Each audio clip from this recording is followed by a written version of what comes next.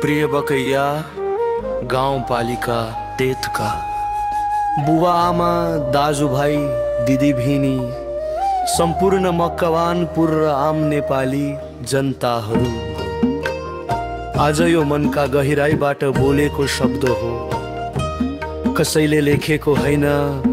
मेरो जीवन, मेरो पीडा, मेरो सपना र तपाईहरूको आशाले लेखेको शब्द हो। साग देश किन यस्तो अवस्थामा आयो,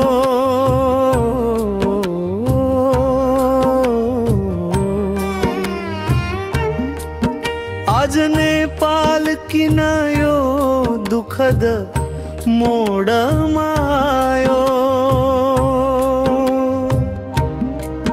किन युवाहरू विदेश पस्न बाध्य भए, किन बुवाआमाको आँसु रोकिएन, किन गाउँ गाउँमा अस्पताल छैन, किन सडक सरकार सेवा सबै निराश लाग्छ। कारण एकै छ, पुराना दलहरूको प्रतिशोधी राजनीति, उनीहरूको भ्रष्टाचार, राष्ट्रभन्दा व्यक्तिगत स्वार्थ ठूलो हुने प्रवृत्ति। दशकौंसम्म कांग्रेस, एमाले, माओवादी उस्तै उस्तै भाषण लिएर आए, तर जसरी आए त्यसरी नै जनताको आशा खोसेर हिँडे। देश होइन अग्ला भवन, महँगो गाडी, आफ्ना मान्छेको भविष्य बनाए, जनताको भविष्य च्यातेर पाए। जर्दे पुराना दलहरूले हामी जस्ता नयाँ मान्छेमाथि किन प्रतिशोध गर्छन्? किनकि सत्य बोल्ने, काम गर्ने, भ्रष्टाचार विरुद्ध उभिने मान्छे तिनीहरूलाई मन पर्दैन।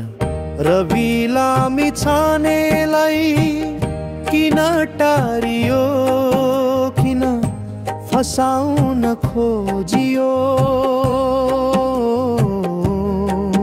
किन गलत प्रचार गरियो,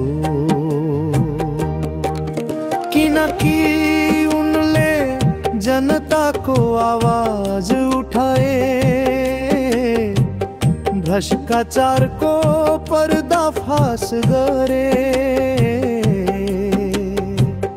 युवाहरूको भविष्यको भक्षे बोले। पुरानो दलहरू डरे, किनकि जनता जाग्दैछ।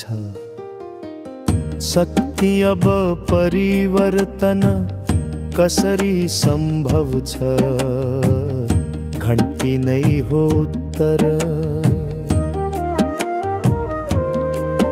अब पुराना दल बदलिँदैनन्, तर हामी नेपाली बदलिन सक्छौं। हामीले बटन थिचेर देशको दिशा नै बदल्न सक्छौं। फागुन देशमे गते यो चुनाव साधारण चुनाव हैन, नयाँ नेपाल बनाउने अवसर हो।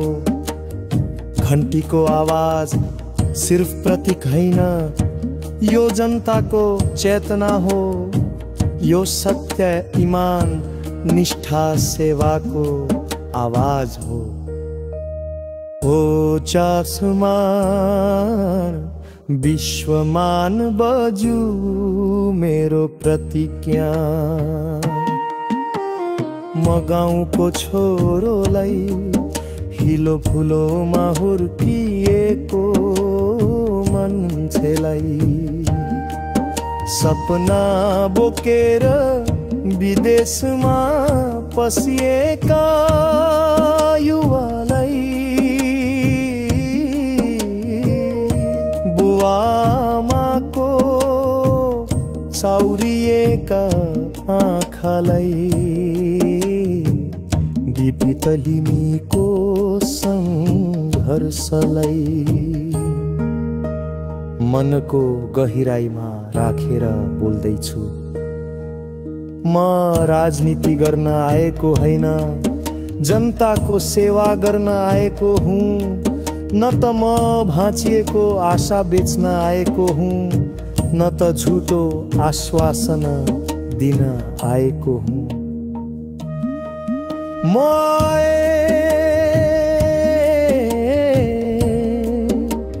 गाउँै उठाउन, बकैयालाई उज्यालो बनाउन, नेपलाई नयाँ बाटो दिन। मसँग ठुलो पहुँच छैन, तर ठुलो हृदय छ जनताको लागि।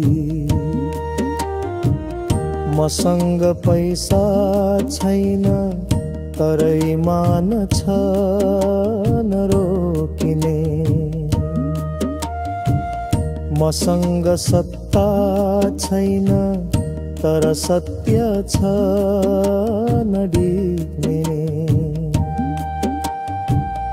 लप्टाइज बकैया, अब तपाईको एक मतले इतिहास लेखिन्छ। बकैया अलि हेपिएको थियो, मकवानपुर अलि पछाडि परेको थियो, तर अब तपाईले घन्टी थिच्ने बित्तिकै देशले नयाँ यात्रा अघि बढाउँछ। एक मत परिवर्तन, एक मत सेवा, एक मत नयाँ नेपाल।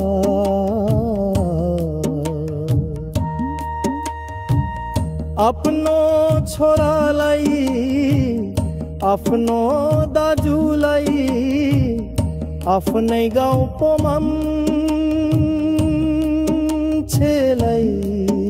एक मौका दिनुहोस्। म तपाईँ पो धर्काऊ दुःख सुख सबै।